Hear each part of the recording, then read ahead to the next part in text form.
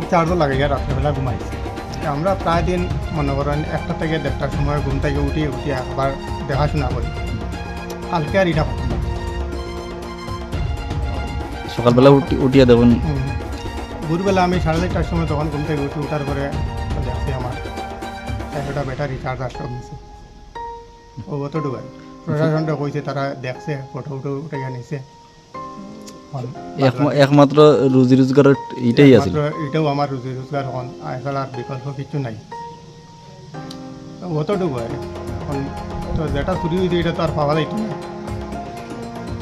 সমস্যা হইলো আর যেটা কেউর এই ঘটনা না ঘটে।